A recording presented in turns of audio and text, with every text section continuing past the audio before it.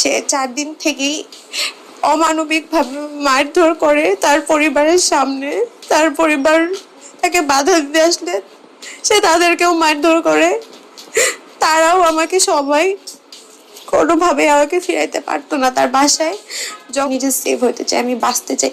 আপনারা যাওয়ার পর আমি খুন হয়ে যাবো কিনা, কারণ সে বলতেছে 6টা মামলা দিয়ে আমাকে কেউ কিছু করতে পারে না, তুই কি করবি?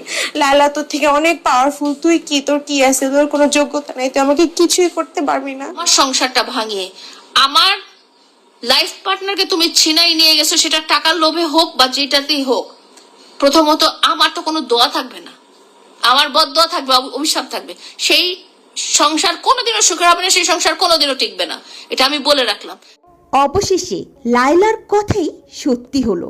প্রিন্স মামুনের নতুন বউ মোহনার কান্না ভেজা ভিডিও ভাইরাল টিকটকার প্রিন্স মামুনকে নিয়ে লায়লা যা বলেছিলেন বিয়ের মাত্র 4 মাস, এরই মধ্যে তা অক্ষরে অক্ষরে সত্যি হলো। গত 14 ফেব্রুয়ারি বিশ্ব ভালোবাসা দিবসে যখন মামুন ও মোহনা ধুমধাম করে বিয়ে করেন, তখন লায়লা লাইভে এসে স্পষ্ট ভাষায় বলেছিলেন এ মেয়ে মামুনের সাথে 4 মাসও টিকতে পারবে না। আজ ঠিক 4 মাসের মাথায় মোহনা কান্না ভেজা চোখে লাইভে এসে স্বীকার করলে মামুন তাকে পাদে ফেলে বিয়ে করেছে। কাবা শরীফ ছুঁয়ে মিথ্যা কসম খেয়ে তাকে বিশ্বাস করিয়েছে।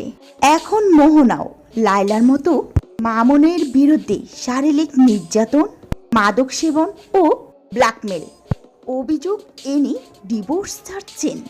নেটিজেনরা এখন বলছেন লায়লা খালাই মামুনের জন্য পারফেক্ট ছিল, মোহনা কেন পুরনো ইতিহাস থেকে শিক্ষা নেয়নি?